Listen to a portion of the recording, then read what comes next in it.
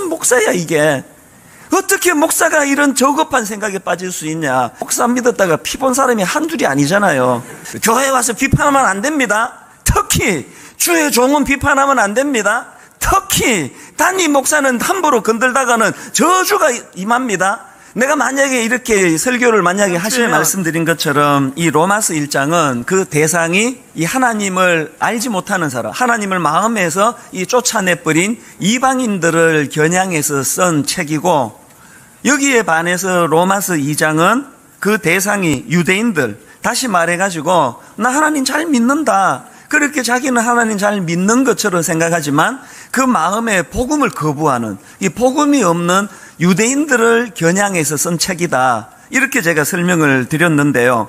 그러다 보니까 이제 로마서 2장에 들어가서 보면은 2장 1절부터 3장 8절에 이르기까지 이 유대인들의 문제점들을 아주 신랄하게 지적하는 내용들이 열거되는 것을 볼 수가 있습니다.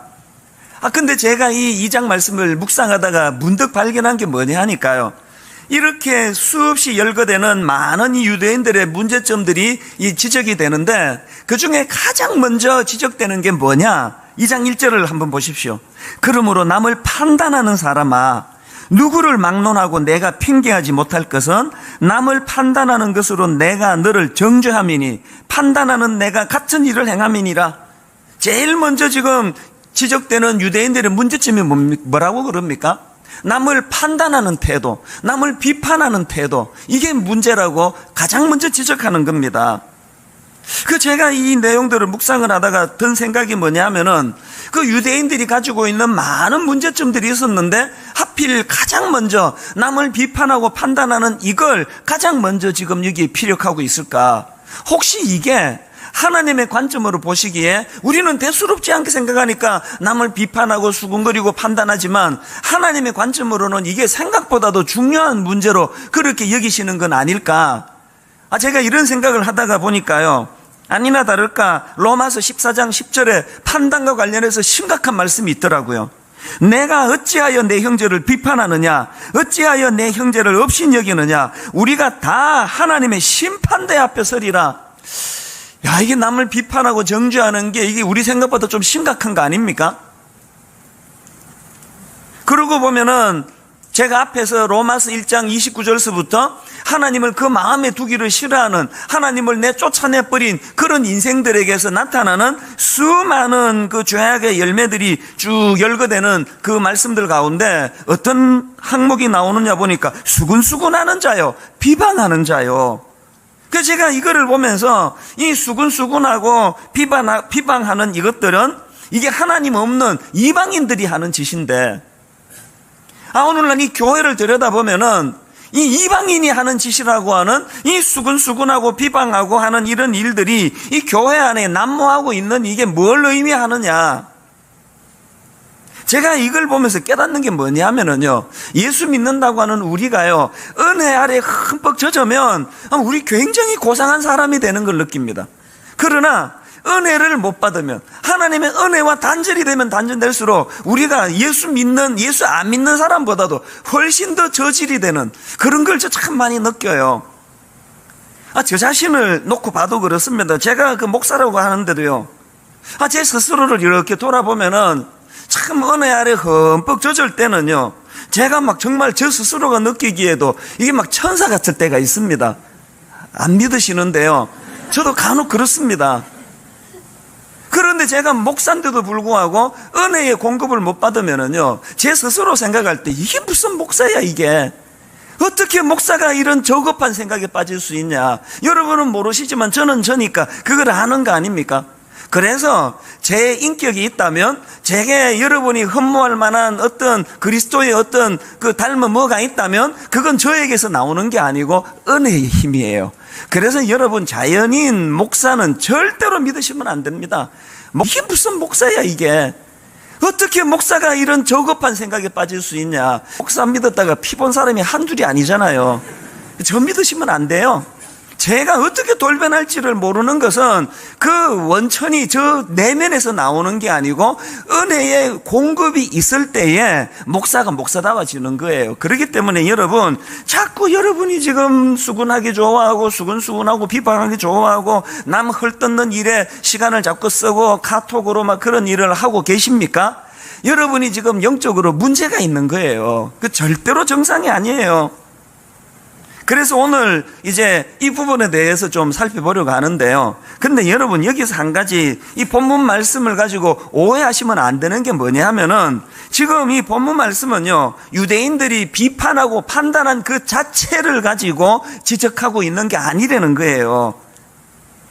오히려 구약의 그 선지서 같은 데 보면은 비판하고 정죄하지 않는 것을 가지고 얼마나 신랄하게 꾸지람하시는 대목이 많습니까? 예를 들면은 이사야 56장 10절을 보십시오. 이스라엘의 파수꾼들은 맹인이요 다 무지하며 벙어리 개들이라, 짖지 못하며 다 꿈꾸는 자들이요 누워있는 자들이요 잠자기를 좋아하는 자들이니. 지금 백성들이 타락하고 변질해 있는데 지도자들이 그냥 눈이 어두워가지고 그것을 꾸짖지 않고 비판하지 않는 이것을 가지고 무섭게 지금 이 벙어리 개 같은 존재라고 이런 무서운 지적을 하고 계시는 거예요. 그렇기 때문에 여러분, 우리는 이 비판 자체를 금해서는 안 됩니다. 제가 이런 2장 1절 말씀을 가지고 그냥 목회에 유리하게 하기 위해 가지고, 보셨죠? 교회에 와서 비판하면 안 됩니다. 특히 주의 종은 비판하면 안 됩니다. 특히 담임 목사는 함부로 건들다가는 저주가 임합니다. 내가 만약에 이렇게 설교를 만약에 하시면 여러분은 그거를 막 벌벌 떨면서 아멘 하시면 안 돼요. 그건 노맨이지, 노맨. 말도 안 되는 설교를 하니까. 아닙니다. 건강한 교회일수록 건강한 비판이 필요해요. 우리 모두는 다 연약한 존재이기 때문에 건강한 비판을 통해, 그래서 우리가 하나님 앞에 이 병든 비판이 문제지 건강한 비판은 누구에게나 필요하다는 거예요. 제가 이 설교를 준비하면서 이 비판이라는 단어를 제가 이 사전을 찾아보니까요, 사물의 옳고 그름을 판단하여 밝히거나 잘못된 점을 지적함, 비판을 이렇게 설명하더라고요. 이 얼마나 좋은 이 덕목입니까? 누구라서 여러분 평생 올바른 길만 갑니까? 누구라서 평생 천사 같은 생각만 하고 삽니까? 실족하고 자빠지고, 목사 아니라면 목사 할아버지라도 엉뚱한 길로 빠지고, 이러기 때문에 인간은 비판이 필요하다는 거예요. 여러분, 엄밀히 보면은 지금 로마서 2장에서 바울도 유대인들을 향하여 무지막지한 비판을 가하고 있는 거 아닙니까? 그게 비판 자체가 잘못된 게 아니고 이 병든 비판, 이게 문제라는 겁니다. 그렇기 때문에 우리가 이 올바른 의미에서의 비판, 사물의 옳고 그름을 판단하여 밝히거나 잘못된 점을 지적해주는 좋은 비판자들이 우리 주변에 있다면 그건 복된 거예요. 우리 교회 부교역자들은 다 알고 있지만요, 저는 무슨 일로 교역자들이 회의 자료를 가지고 찾아오든지 저는 항상 대화의 마지막은 기승전 결이 뭔지 아십니까?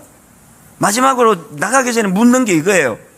혹시 당신이 가까이서 보기에 내가 그 목회하는 목회자로서 잘못하는 건 뭐 없나? 그 지적해 줄 건 뭐 없나? 또 내가 지금 로마서를 하고 있는데 혹시나 지금 로마서의 설교를 잘못하는 거는 없나? 이걸 이제 꼭 물어요. 올해 우리 교회에 있었던 교역자들은 뭐 이제 회의할 것 가지고 오면은 마지막 네 번째 질문을 자기가 생각하고 온대요. 심지어는요, 원래 지금 신학교 처음 들어간 완전히 햇병아리 우리 전도사님을 만나도 내가 마지막에 묻는 건 이거예요. 내 설교를 좀 지적해봐라. 당신 지금 신학 공부하고 있지 않느냐? 그러면요, 대부분의 신학생들은 나 긴장을 해요. 막 긴장을 하면서, 아니 제가 어떻게 목사님 설교를 비판을 하겠습니까? 그러면 끝에는 또 다 해요. 물으시니까 마지못해 드리는데요, 그러면서 목사님은 이렇게 하시면 좋겠다고.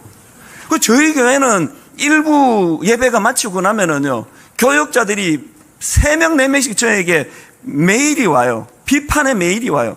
그 본문을 그렇게 해석하시면 됩니까? 그렇게 메일에, 아까 1부 마치고도요, 2명인가 3명인가 메일이 와서 그거를 제가 보다가 나중에 2부 예배 마치고 전화 통화하면서 같이 이걸 의논을 했습니다. 그 어떨 때 보면은 그 기분이 좀 안 좋을 수 있잖아요. 이게 담임 목사님이 설교를 했는데 그 설교해 가지고 비판을 하다니. 그러나 저는 한 번도 그렇게 생각해 본 적이 없습니다. 오히려 너무너무 고마운 거예요. 그러면 교육 전도사가 비판하면 어떻고 내 선배 목사님이 비판하면 어떻습니까? 누가 비판을 하든지 간에 그 비판을 통해서 내가 성장하고 또 잘못된 걸 교정할 수만 있다면 이건 얼마나 유익한 거냐는 거예요. 그래서 저는 분당 우리 교회 성도님들이 교회를 사랑하신다면 또 저를 아끼신다면 건강한 이 비판, 이 병든 비판 말고 이 건강한 비판을 더 많이 하셔야 된다고 그런 생각을 제가 하고 있습니다.